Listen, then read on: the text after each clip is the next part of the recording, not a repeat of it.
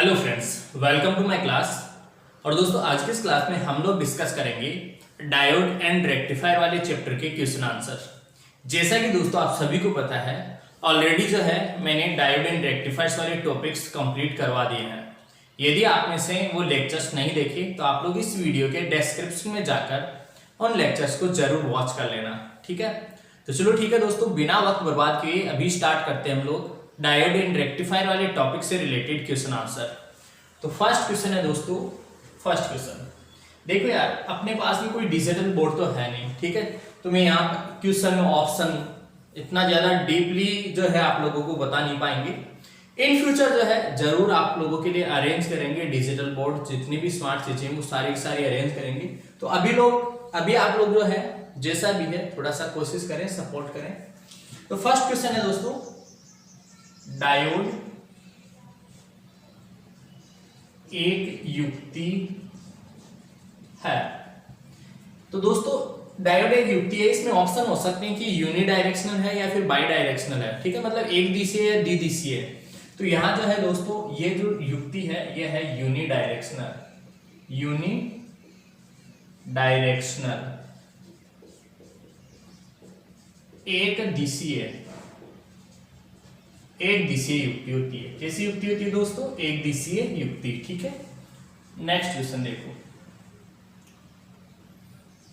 वह सर्किट या फिर परिपथ बोल दो, वह परिपथ जो एसी को डीसी में बदलता है, क्या कहलाता है दोस्तों? एसी को जो डीसी में बदलता है रेक्टिफायर, क्या कहलाता है? रेक्टिफायर, या फिर इसे हम लोग दिष्टकारी भी कहते हैं, दिष्टकारी, ठीक है। Next question, single phase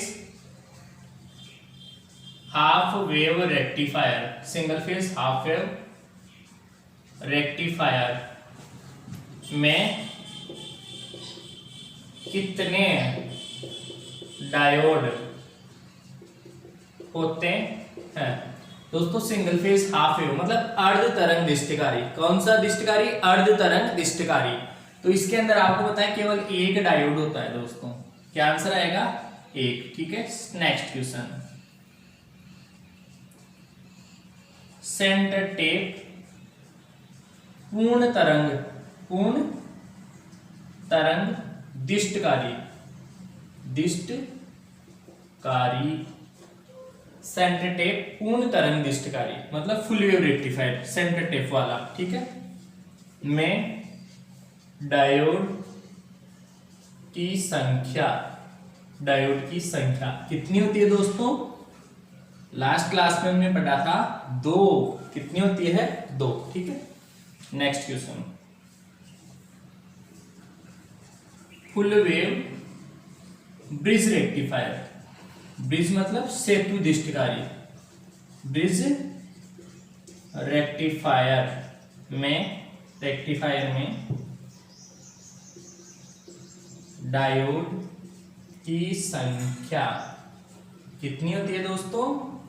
diode की संख्या आंसर आएगा 4 डायोड ही होते हैं ना, याद करो। एक सेतु ब्रिज के जैसा सा उसका सर्किट था, उसमें 4 डायोड्स लगे हुए थे, ठीक है। नेक्स्ट क्वेश्चन,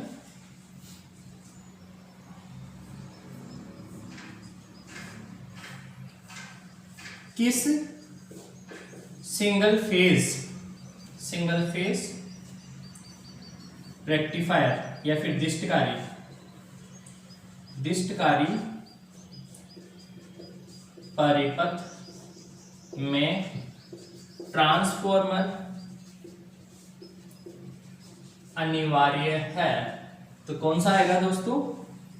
आंसर आ जाएगा इसका, कौन से दिष्टकारी परिपथ में ट्रांसफॉर्मर अनिवार्य है? तो आपको पता है सेंटर टेप वाले में, ठीक है, सेंटर टेप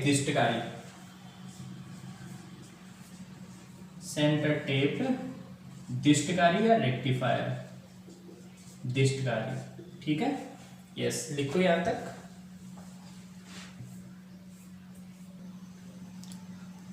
इसके बाद में दोस्तों नेक्स्ट क्वेश्चन है, हाफ वेव रेक्टिफायर में रिपल आवृत्ति का मान कितना होता है। हाफ वेव रेक्टिफायर आपको पता है, एक तो होता है सिंगल फेज हाफ वेव और एक होता है सिंगल फेज फुल वेव। तो हाफ वेव में दोस्तों जो रिपल आवृत्ति है वो सप्लाई आवृत्ति के बराबर है।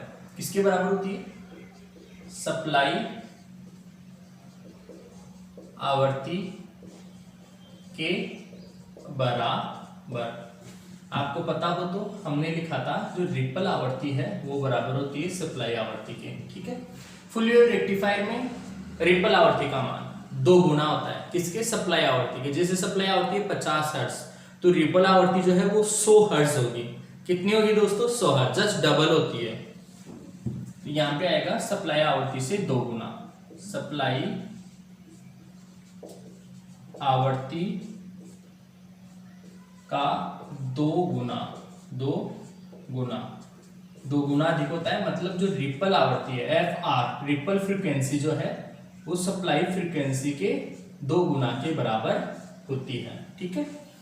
हाफ वेव रेक्टिफायर में रिपल गुणांक, जो रिपल फैक्टर है, उसका मान होता है दोस्तों 1.21, ठीक है, 1.21।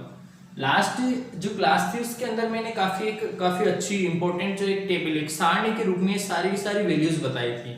आप में से किसी ने नहीं देखा तो रिक्वेस्ट है मेरी, आप लोग वो वीडियो जरूर देखना दोस्तों, ठीक है। नेक्स्ट देखो, फुल वेव रेक्टिफायर में रिपल गुणांक। फुल वेव जो है उसमें रिपल गुणांक थोड़ा कम हो जाता है। रिपल फ्रीक्वेंसी से रिपल जो फैक्टर है दोस्तों, रिपल फ्रीक्वेंसी अलग चीज है, रिपल फैक्टर अलग चीज है, ठीक है। रिपल फ्रीक्वेंसी जितनी ज्यादा होगी उतना ही रिपल फैक्टर कम हो जाएगा। तो रिपल गुणांक जो है फुल वेव में 0.48 ही होता है, 0.48, ठीक है। नेक्स्ट देखो, single phase half wave rectifier की दक्षता। Single phase half wave rectifier की दक्षता याद करो, मैंने बताया था आप लोगों को 40.6%, ठीक है। आप लोगों को पता होना चाहिए, इसे नीटा से रिप्रेजेंट करते हैं, नीटा बोलते हैं इसे, है ना। और यहाँ जो है एफिशिएंसी जो है नीटा परसेंटेज, दक्षता वो होती है 81.2%। मतलब हाफ वेव की जस्ट डबल। फुल वेव में जो है हाफ वेव की जस्ट डबल जो है एफिशिएंसी होती है, उसकी दक्षता। एफिशिएंसी को इंग्लिश में बोलते हैं हम लोग दक्षता, राइट, यस। नेक्स्ट क्वेश्चन है दोस्तों इसके बाद में, क्वेश्चन नंबर 13। डायोड की रिवर्स बाइस अवस्था में आरोपित अधिकतम वोल्टेज कहलाता है। जब डायोड रिवर्स बाइस अवस्था में हो, आप सभी को पता होना चाहिए कि रिवर्स बाइस अवस्था में जो नॉर्मल डायोड है वो रिवर्स बाइस अवस्था में धारा का चालन नहीं करता। मतलब वो रोक लेता है ना, करंट प्रवाहित नहीं होने देता। आरोपित जो वोल्टेज है उसको रोक लेगा, उसके कारण करंट उसमें से गुजरेगी नहीं, उसमें से करंट जो है वो प्रवाहित नहीं होगी, राइट। तो जो रिवर्स बाइस अवस्था में जो आरोपित वोल्टेज है, रिवर्स बाइस अवस्था में जो वोल्टेज आरोपित है उसे क्या कहते हैं दोस्तों? तो उसे हम लोग कहते हैं peak inverse voltage. Reverse bias अवस्था में कितना अधिकतम वोल्टेज आरोपित हो रहा है उसे हम लोग पीक इनवर्स वोल्टेज कहते हैं दोस्तों। क्या कहते हैं? Peak inverse voltage, peak inverse voltage. और इसे हम लोग पीआईवी रेटिंग के द्वारा देते हैं। पीआईवी रेटिंग के द्वारा जो है इसे दर्शाया जाता है। पीआईवी रेटिंग के द्वारा जो है इसे दर्शाया जाता है, ठीक है। नेक्स्ट देखो, हाफ वेव रेक्टिफायर में पीआईवी का मान कितना रखा जाता है। नेक्स्ट क्वेश्चन आ गया कि जो हाफ वेव रेक्टिफायर है अपना, उसमें पीआईवी का मान कितना रखा जाता है। तो दोस्तों लास्ट क्लास में मैंने बताया था आप लोगों को, उसका मान होता है Vm के बराबर। Vm मतलब जो आरोपित अधिकतम वोल्टेज है उसका जो शिखर मान है वो शिखर मान ही क्या होगा, रिवर्स बाइस अवस्था में आरोपित होगा। तो ये जो पीआईवी रेटिंग है हाफ वेव रेक्टिफायर के लिए Vm के बराबर ही रखी जाती है। फुल वेव ब्रिज रेक्टिफायर में जो है इसका मान कितना होता है, पीआईवी का मान कितना होता है। तो फुल वेव ब्रिज रेक्टिफायर में भी इसका मान कितना होता है दोस्तों, Vm के बराबर ही होता है। सेंटर टेप के अंदर यदि पूछा जाए तो सेंटर टेप वाले के अंदर जो centre tap full wave rectifier है उसमें 2 Vm होता है। पीआईवी रेटिंग का मान 2 Vm के बराबर होता है, जबकि सिंगल फेज है या फुल वेव ब्रिज रेक्टिफायर है तो Vm ही होता है, राइट। नेक्स्ट क्वेश्चन, नेक्स्ट है दोस्तों रेक्टिफायर से प्राप्त आउटपुट। रेक्टिफायर से जो आउटपुट प्राप्त होता है वो डीसी होता है, लेकिन शुद्ध डीसी नहीं होता दोस्तों, याद रखना इस चीज को। वो पल्सेटिंग डीसी प्राप्त होता है। पल्सेटिंग डीसी को फिर उसके बाद में जो है हम लोग शुद्ध करते हैं। ठीक है, फिल्टर परिपथों की सहायता से। तो यहाँ पे जो रेक्टिफायर से प्राप्त आउटपुट है वो होता है दोस्तों पल्सेटिंग डीसी। कैसा होता है? Pulsating DC. इसके बाद में दोस्तों पल्सेटिंग डीसी को किस परिपथ द्वारा शुद्ध डीसी में कन्वर्ट किया जाता है? शुद्ध डीसी में। कौन सी डीसी को? पल्सेटिंग डीसी को। तो शुद्ध डीसी में जो है हम लोग फिल्टर परिपथों के द्वारा कन्वर्ट करते हैं, फिल्टर परिपथों के माध्यम से जो है सहायता से बदलते हैं। फिल्टर परिपथ। क्या आंसर आएगा दोस्तों?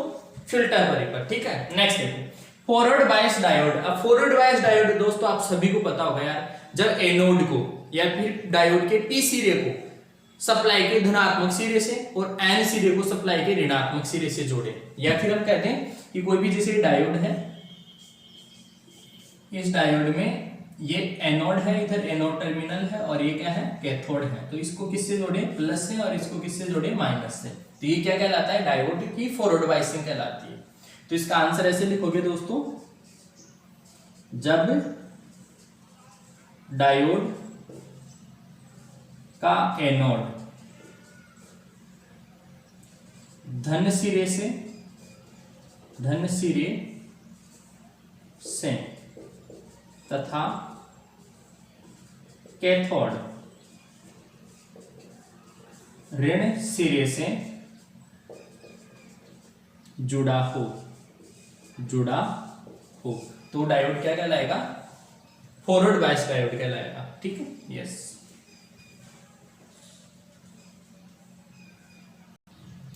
तो दोस्तों इसके बाद में नेक्स्ट क्वेश्चन है, सिलिकॉन से बने डायोड का रोधिका विभव। सिलिकॉन से दोस्तों आपको पता है मेनली जो सेमीकंडक्टर्स डिवाइसेस मतलब अर्धचालक युक्तियां बनाने के लिए जो मेनली अर्धचालक प्रयोग किए जाते हैं उनमें सिलिकॉन और जर्मेनियम यही मुख्यतः उपयोग किए जाते हैं, या तो सिलिकॉन या फिर जर्मेनियम। लेकिन इन दोनों में से भी सिलिकॉन सबसे ज्यादा प्रयोग किया जाता है। यदि आपसे कभी इंटरव्यू वगैरह में पूछा जाए तो आप लोग सिलिकॉन आंसर बताओगे। सिलिकॉन इसलिए प्रयोग किया जाता है दोस्तों क्योंकि जो सिलिकॉन है वो रेतीली मिट्टी में आसानी से मिल जाता है, इसी वजह से जो है सिलिकॉन काफी ज्यादा प्रयोग किया जाता है। तो सिलिकॉन से बने डायोड के रोधिका विभव बेरियर पोटेंशियल याद करो, जब डायोड ऐसे बनाते हैं हम लोग तो यहाँ बीच में एक डिप्लीशन लेयर बन जाती है, इधर प्लस और इधर माइनस, इधर प्लस और इधर माइनस, इधर प्लस और इधर माइनस, ऐसे एक अवश्य परत बन जाती है डिप्लीशन लेयर। और इसका जो वोल्टेज है उसी को हम लोग बेरियर पोटेंशियल बोलते हैं, उसी को हम लोग रोधिका विभव बोलते हैं। तो इसका जो मान है दोस्तों सिलिकॉन डायोड हेतु आप लोगों को पता होना चाहिए 0.7 वोल्ट होता है, काफी कंपटीशन एग्जाम में पूछा जाता है ये। और ये जो है दोस्तों जर्मेनियम से बने डायोड के लिए रोधिका विभव का मान जो है जर्मेनियम के लिए पूछा आपसे, तो इसका आंसर आएगा दोस्तों 0.3 वोल्ट। Silicon 0.7, germanium 0.3 volt. ठीक है, तो दोस्तों आज के इस लेक्चर में 20 क्वेश्चंस हम लोगों ने किए हैं। आई होप कि आप लोगों को लेक्चर काफी पसंद आया होगा, आप लोग क्लासेस को काफी एंजॉय कर रहे होंगे। तो दोस्तों आप सभी से निवेदन है कि आप लोग जो है अपने सभी दोस्तों के साथ इस क्लास को शेयर करें ताकि ज्यादा से ज्यादा स्टूडेंट्स है अपने इस वेदांशी टेक्निकल क्लासेस परिवार से जुड़े। तो आई होप कि दोस्तों आप लोग सभी बढ़िया होंगे, मस्त होंगे। तो इसी के साथ दोस्तों आज की क्लास में इतना ही, मिलेंगे आपसे नेक्स्ट क्लास में। तब तक के लिए आप सभी को बहुत सारी शुभकामनाएं, बहुत बहुत धन्यवाद।